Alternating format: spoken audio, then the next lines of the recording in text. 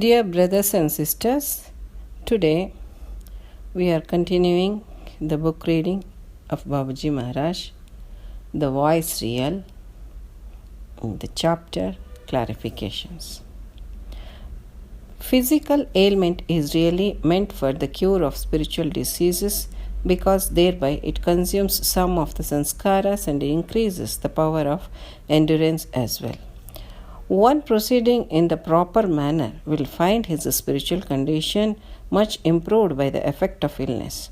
Besides, continued thinking of God during the period of illness will offer him a happy pastime as well. Here, Babaji Maharaj is explaining us about the physical ailment.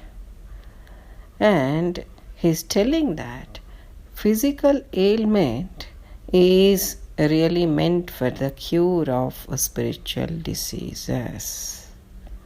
See, here we know what are all the physical ailments like fever, cold, cough, etc. But can anyone guess what is the spiritual disease? Or what are the spiritual diseases to be cured within us? No. The most troubling disease within us is our own ego, isn't it? Followed by desires, prejudice, etc. So, by undergoing physical ailment, most of our spiritual diseases can be cured. How? Just an example I am quoting. A person, before falling sick, he will think about himself as the most capable person to handle any situation or any task with full confidence, isn't it? As soon as he falls sick, will that same tempo exist in him? No. He becomes helpless. He needs the support of his family members or friends. Then he will take the shelter of doctors, medication, everything. With that only, he can come out of the situation. Till then, he was feeling about himself was something different, and as soon as he falls sick, his condition will be different. So how this has happened? This is mainly because of his physical ailment. Then he realizes that, yes, there is a power which makes him to act. With the help of that power only, he is able to do many tasks in a day, not he himself or his ego. So that realization he will get when a person falls sick, and also he will get more patience. That's why a person who falls sick is called as a patient, because he will get more patience to undergo that pain or ailment. So this improves the power of endurance as well. And a person who is proceeding in a spiritual path properly will definitely find an improvement in his spiritual condition during the period of his illness. because he will be observing himself within what is going on, what is the condition of his emotions, his ego, etc.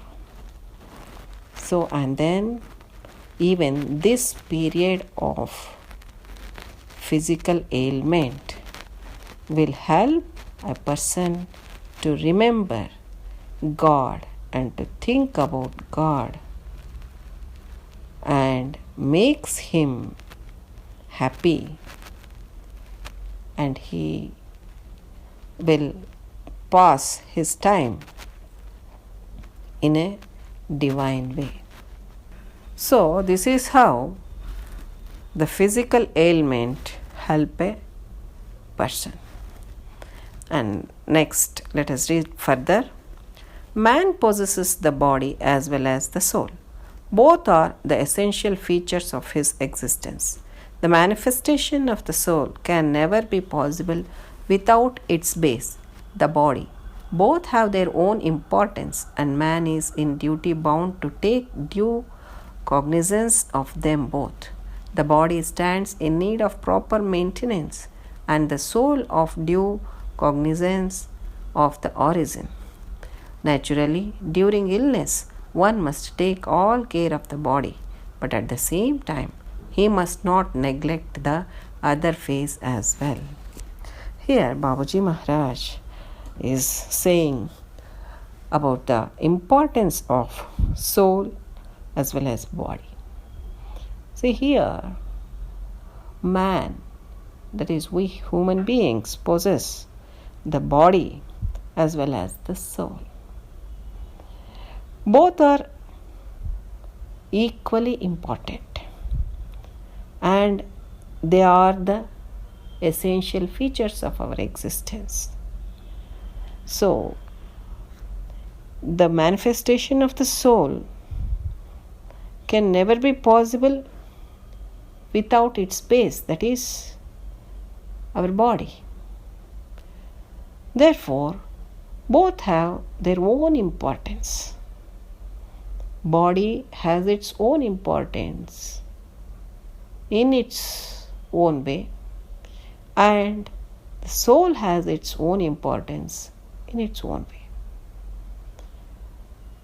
Body, taking care of the body and maintaining it properly is of course very much needed. At the same time, we should never neglect our soul. Nowadays, what is happening? Many people are taking care of their body and forgetting about the soul, existence of the soul. If someone comes and speaks about soul, they will laugh at him. This is the present scenario of our society. More emphasis has been given on the body, maintenance of body, taking care of health. Yes, no doubt, it should be taken care properly. But at the same time, we should never forget about the existence of our soul.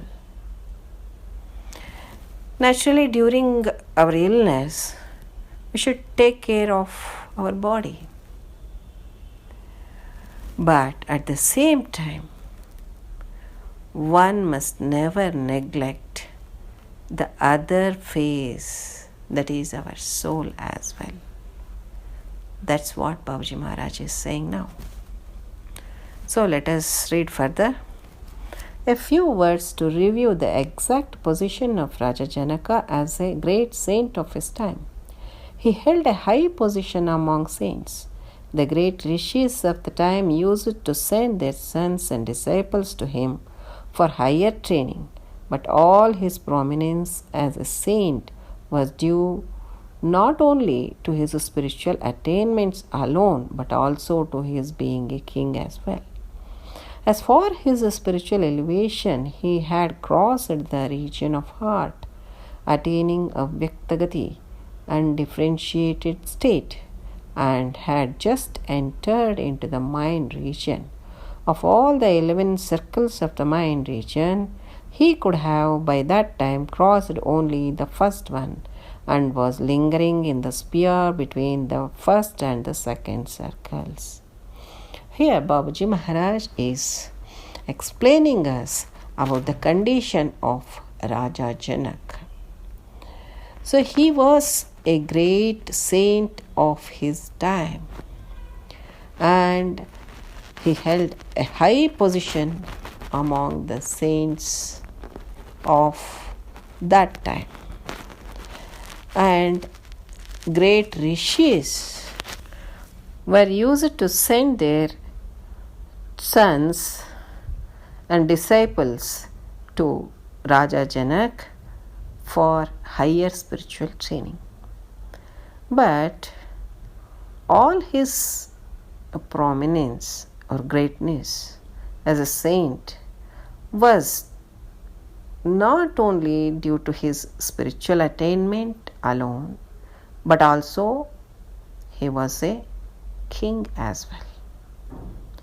So, as far as his spiritual elevation is concerned, Babaji Maharaj is saying that he had crossed the region of heart, attaining Avyaktagati, that is undifferentiated state, and he had just entered into the mind region.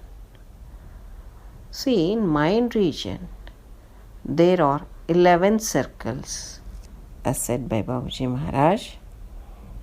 Raja Janak could cross only the first one and was lingering in the sphere between the first and the second. So that was his state of condition. And then further, if we read, the mind region, which lies next to the region of heart, is the sphere of ego, which having been crossed brings one to the level where ego assumes a rarefied state. Further on, as one enters into the central region, ego is transformed into identity. At early stages, this identity is of a grosser type. But as one proceeds on through the successive rings in the region, it goes on growing finer and finer till it assumes its absolute state, which might well be presumed to be almost an extension of ego. See, the very important aspect of spirituality, that is the essence of spirituality, is explained by Babaji Maharaj here. Stating the condition of Raja Janak, that he crossed the heart region and entered the mind region, Babaji Maharaj is giving the clue about the mind region as well as the central region. See, usually when anybody talk about heart region, mind region, central region, there will be question marks in our mind, isn't it? Or otherwise, that picture of that circles will come into our view, isn't it? But here, just we have to understand this subtle state of condition, what Babaji Maharaj has explained about mind region. So, mind region is next to our heart region. It is the sphere of ego.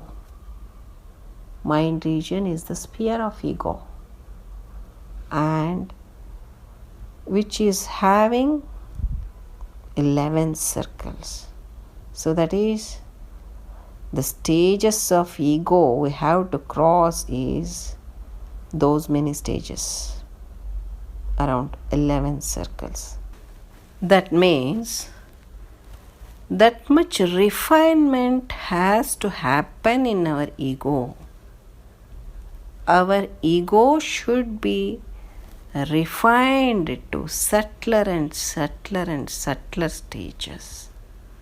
When one crosses that mind region and enters into the central region, then the ego will be transformed into identity. For this, I want to tell you one small example. Say, if suppose a person get appreciation for his work from many people.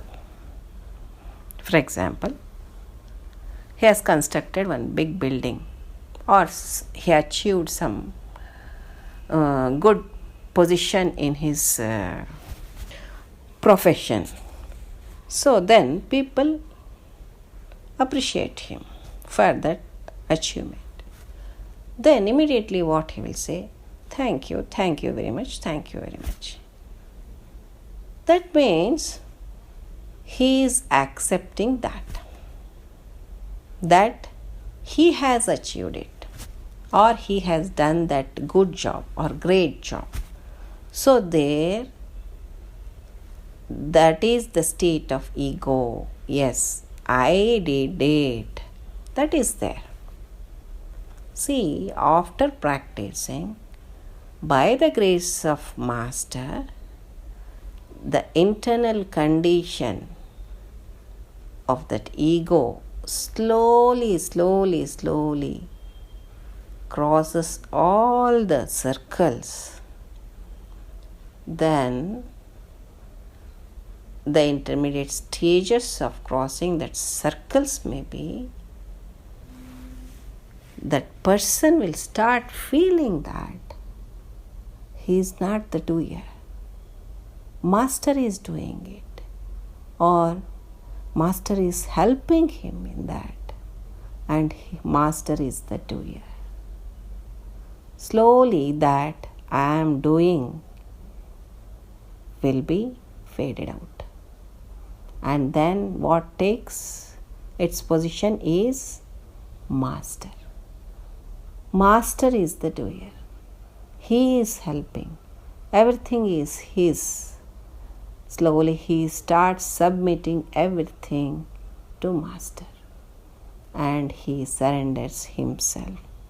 There, surrendering himself means surrendering his ego. That ego gets transformed like that.